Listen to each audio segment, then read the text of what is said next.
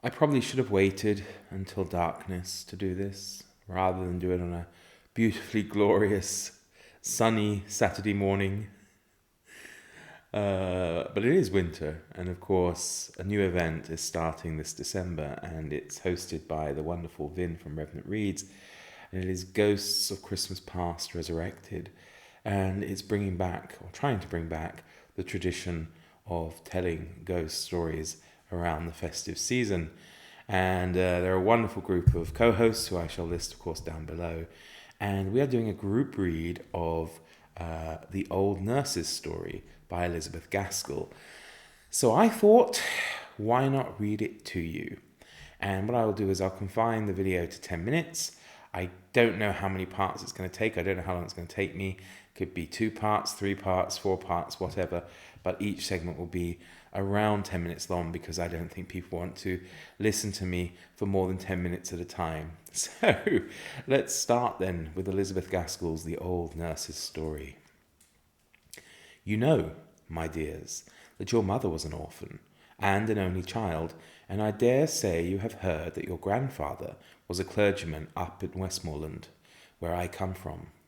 I was just a girl in the village school when, one day, your grandmother came in to ask the mistress if there was any scholar there who would do for a nursemaid, and mighty proud I was, I can tell ye, when the mistress called me up and spoke to my being a good girl at my needle, and a steady honest girl, and one whose parents were very respectable, though they might be poor. I thought I should like nothing better than to serve the pretty young lady who was blushing as deep as I was as she spoke of the coming baby and what I should have to do with it. However, I see you don't care so much for this part of my story as for what you think is to come, so I'll tell you at once. I was engaged and settled at the parsonage before Miss Rosamond, that was the baby who is now your mother, was born. To be sure, I had little enough to do with her when she came, for she was never out of her mother's arms and slept by her all night long, and proud enough was I sometimes when Mrs. trusted her to me. There never was such a baby before or since, though you've all of you been fine enough in your turns, but for sweet winning ways you've none of you come up to your mother. She took after her mother, who was a real lady born, a Miss Furnivall, a granddaughter of Lord Furnivall's in Northumberland.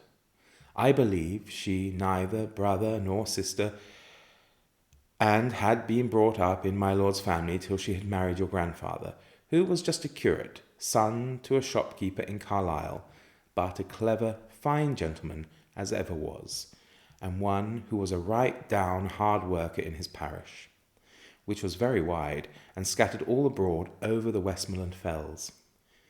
When your mother, little Miss Rosamond, was about 4 or 5 years old, both her parents died in a fortnight, one after the other. Ah, that was a sad time. My pretty young mistress and me was looking for another baby when my master came home from one of his long rides, wet and tired, and took the fever he died of. And then she never held up her head again, but just lived to see her dead baby and have it laid on her breast before she sighed away her life. My mistress had asked me on her deathbed never to leave Miss Rosamond, but if she had never spoken a word, I would have gone with the little child to the end of the world. The next thing, and before we had well stilled our sobs, the executors and guardians came to settle the affairs. They were my poor young mistress's own cousin, Lord Furnivall, and Mr. Esthwaite, my master's brother, a shopkeeper in Manchester, not so well to do then as he was afterwards, and with a large family rising about him. Well, I don't know if it were their settling, or because of a letter my mistress wrote on her deathbed to her cousin, my lord, but somehow it was settled that Miss Rosamond and me were to go to Furnivall Manor House in Northumberland, and my lord spoke as if it had been her mother's wish that she should live with his family, and as if he had no objections, for that 1 or 2 more or less could make no difference in so grand a household.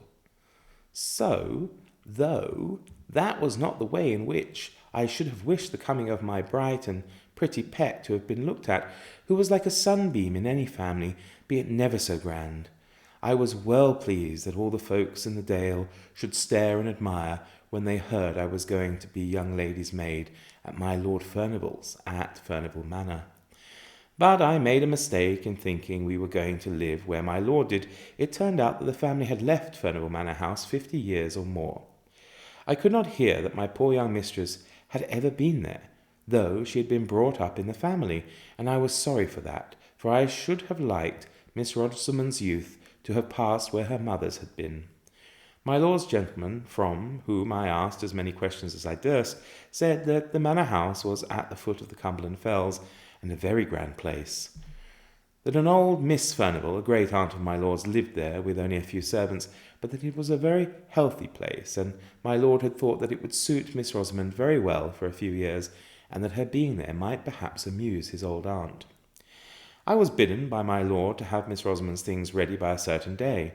He was a stern, proud man, as they say all the lords Furnival were, and he never spoke a word more than was necessary. Folk did say he had loved my young mistress, but that, because she knew that his father would object, she would never listen to him, and married Mr. Esthwaite. But I don't know. He never married at any rate, but he never took much notice of Miss Rosamond, which I thought he might have done if he had cared for her dead mother. He sent his gentleman with us to the manor house, telling him to join at Newcastle that same evening.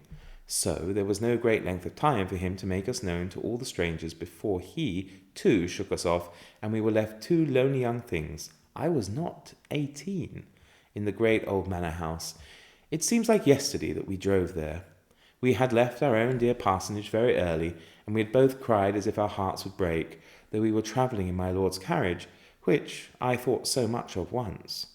And now it was long past noon on a September day, and we stopped to change horses for the last time at a little smoky town, all full of colliers and miners.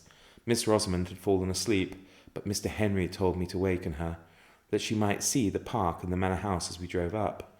I thought it rather a pity, but I did what he bade me, for fear he should complain of me to my lord. We had left all signs of a town or even a village, and we were then inside the gates of a large wild park, not like parks here in the south, but with rocks and the noise of running water and gnarled thorn trees and old oaks, all white and peeled with age. The road went up about 2 miles, and then we saw a great and stately house with many trees close around it, so close that in some places their branches dragged against the walls when the wind blew, and some hung broken down, for no one seemed to take much charge of the place, to lop the wood or to keep the moss-covered carriageway in order. Only in front of the house all was clear. The great oval drive was without a weed. Neither tree nor creeper was allowed to grow over the long, many-windowed front, at both sides of which a wing projected, which were each the ends of other side fronts, for the house, although it was so desolate, was even grander than I expected. Behind it rose the fells, which seemed unenclosed and bare enough, and on the left hand of the house, as you stood facing it, was a little old-fashioned flower garden, as I found out afterwards. A door opened out upon it from the west front. It had been scooped out of the thick dark wood for some old Lady Furnival, but the branches of the great forest trees had grown and overshadowed it again, and there were very few flowers that would live there at that time. When we drove up to the great front entrance and went into the hall, I thought we should be lost. It was so large and vast and grand. There was a chandelier of bronze hung down from the middle of the ceiling, and I had never seen one before, and looked at it all in amaze. Then, at one end of the hall, was a great fireplace, as large as the sides of the house in my country, with massy andirons and dogs to hold the wood, and by it were heavy old-fashioned sofas. At the opposite end of the hall, to the left as you went in, on the western side, was an organ built into the wall, and so large that it filled up the best part of that end. Beyond it, on the same side, was a door, and opposite, on each side of the fireplace, were also doors leading to the east front. But those I never went through as long as I stayed in the house, so I can't tell you what lay beyond. I think we'll stop there, don't you? That kind of has an element of cliffhanger to you. So I shall be back tomorrow with part 2 of the old nurse's story. Do take care, everybody. All the best. Bye for now.